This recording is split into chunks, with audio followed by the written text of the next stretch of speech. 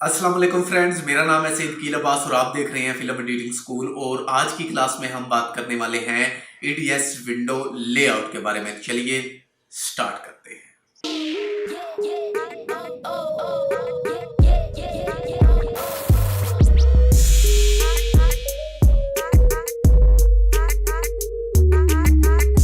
उम्मीद करता हूं कि आप सब खैरियत से होंगे और अल्हम्दुलिल्लाह मैं भी ठीक ठाक हूं। जैसा कि मैंने आपको बताया था कि मैं काम में थोड़ा सा मसरूफ हूं, तो इस वजह से आपको मैं क्लास नहीं दे सका।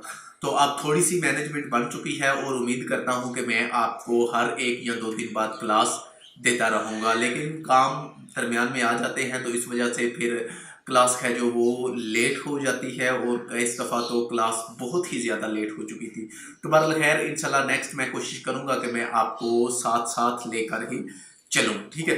तो आज की क्लास में हम देखने वाले हैं कि हम अपने ईडीएस पर विंडो लेआउट कैसे क्रिएट कर सकते हैं, ठीक है। तो सबसे पहले तो बात करते हैं कि विंडो लेआउट हमारे किस काम में आती है और हम इसको क्यों क्रिएट करेंगे।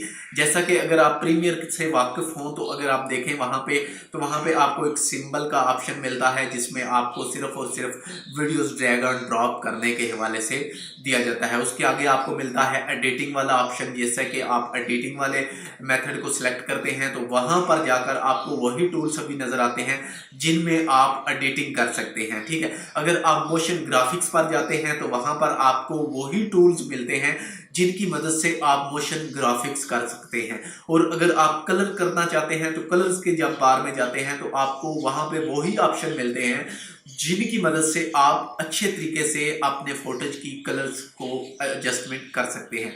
तो इसी तरह की जो लेयर आउट होती हैं वो हम अपने ईडीएस पर कैसे क्रिएट कर सकते हैं कि हम अपने ईडीएस पर एक फोटोज की लाइट एडजस्टमेंट करना चाहते हैं तो हम डायरेक्टली उस ऑप्शन पर चले जाएं जहां पे हम इसकी लाइट एडजस्टमेंट कर सकते हैं, ठीक है। तो वो वाली विंडो लेआउट हम कैसे क्रिएट करेंगे। तो जैसा कि मैं रिकॉर्डिंग करता हूं अपनी, जैसा कि आप मेरे पिछली वीडियोस देख चुके होंगे तो उसमें मैंने रिकॉर्डिंग की है। तो जब मैं रिकॉर्डिंग करता हूं तो एक कॉर्नर में साइड पे मेरी वीडियो आपको डिस्प्ले हो रही होती है। तो वो जो वीडियो डिस्प्ले हो रही होती है उसकी भी मैंने एक विंडो लेआउट बना रखी है। जैसा कि हम अपने ईडीएस को ओपन करेंगे, ओपन करने के बाद हम आ जाएं अपने व्यू पर, ठीक है। व्यू पर आने के बाद यहाँ पर अगर हम देखें तो विंडो लेआउट है और विंडो लेआउट में यहाँ पर है अप्लाई लेआउट।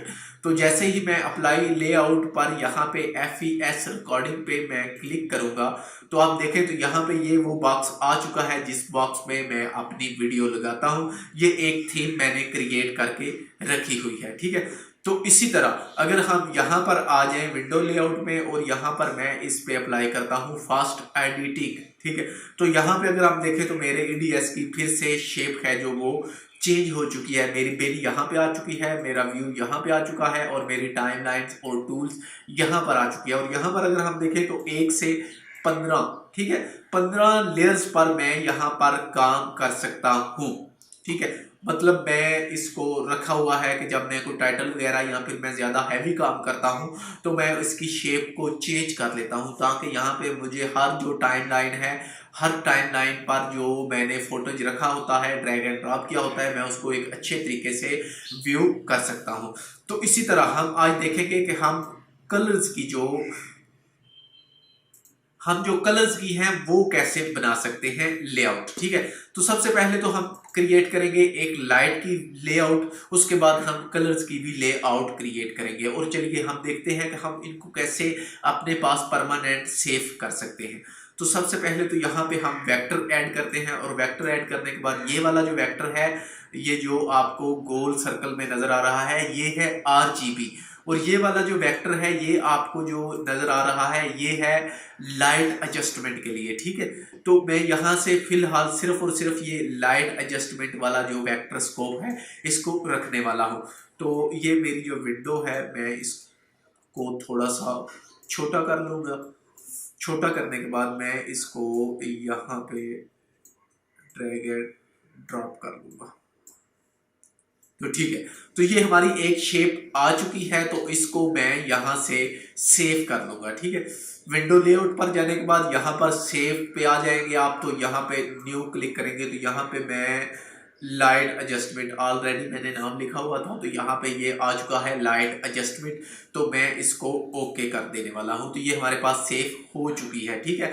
तो अब यहाँ पे मैं इसमें वेक्टर भी ऐड करना चाहता हूँ, तो मैं इसको मजीद थोड़ा सा छोटा कर लेता हूँ।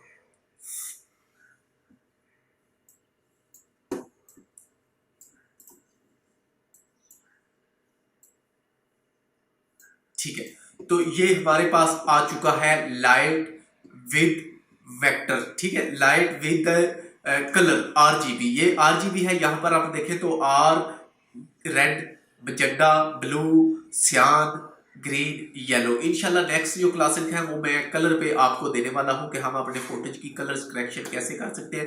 तो इसलिए ये विंडो लेआउट के बारे में मैं आपको बता रहा हूं कि आप इसको परमानेंट अपने पास सेव कर लें, ताकि आप जब कलर्स वगैरह करते हैं तो आपको इजी रहता है, ठीक है। तो इसमें अब हम फिर से अपने व्यू पर जाएंगे और मैं इसको फिर से सेव करने वाला हूँ, ठीक है। तो यहाँ पे कलर बैलेंस, ठीक है, कलर बैलेंस के नाम से मैंने इसको सेव कर लिया है, ठीक है। सॉरी, इसको मैं कलर बैलेंस के नाम से नहीं सेव करूँगा, इसको मैं दोबारा से न्यू सेव करने वाला हूँ।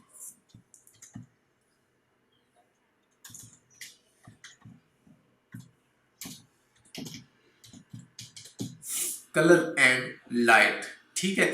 तो अब यहाँ पे मैं इसको आरजीबी वेक्टर को रखूंगा और रखने के बाद अब ये वाली जो लेयर्स है इसको मैं कलर रखूंगा, ठीक है। तो अब मैं दोबारा व्यू पर जाता हूँ और दोबारा व्यू पर जाने के बाद तो मैं इसको करंटली सेफ लेआउट पर जाऊंगा और यहाँ पर सिंपल मैं जो कलर बैलेंस वाली थी हमारी, ठीक है, उस पर मैं क्लिक करूंगा। जैसे ही किया तो मैं इसको यस कर दूंगा, तो ये हमारी थीम यहाँ पे सेव हो चुकी है। अगर हम दोबारा अपने व्यू पर आए और व्यू पर आने के बाद यहाँ से मैं इसको नॉर्मल कर देता हूँ, ठीक है, नॉर्मल। तो नॉर्मल करने के बाद अगर हम यहाँ पर सीधा और सीधा इसकी लाइट एडजस्टमेंट और कलर का बैलेंस करना चाहते हैं तो व्यू पर जाएंगे।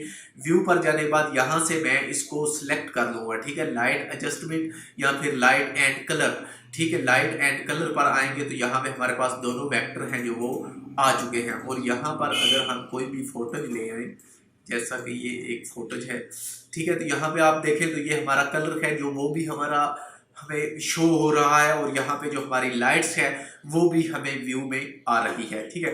तो इसी तरह अगर मैं इसको सिंपल कलर करना चाहता हूँ तो मैं यहाँ से कलर को चूज कर लूंगा, तो हमारे पास कलर वाला वेक्टर डिस्प्ले होगा। तो इसी तरह आप अपने ईडीएस की विंडो लेआउट क्रिएट कर सकते हैं, किसी भी शेप में कर सकते हैं, जैसे भी आपको बेहतर लगे, जैसे भी आप करना चाहें। तो उम्मीद करता हूं कि आज की क्लास से आपको पता चल गया होगा कि हम अपने ईडीएस की लेआउट कैसे बनाते हैं, ठीक है। वीडियो विंडो लेआउट, सॉरी, हम अपने ईडीएस की विंडो लेआउट कैसे बनाते हैं। वीडियो को पसंद आने की सूरत में लाइक जरूर करें, अपने दोस्तों के साथ शेयर करें, और अगर आप मेरे चैनल पर नए हैं तो मैं आपको यही रिकमेंड करूंगा कि आप मेरे चैनल को सब्सक्राइब जरूर करें, क्योंकि मैं आपको ईडीएस का एक अच्छा एडिटर बना दूंगा। तो मिलते हैं इंशाल्लाह बहुत जल्दी एक नेक्स्ट क्लास के साथ, और वो भी कलर की क्लास के साथ।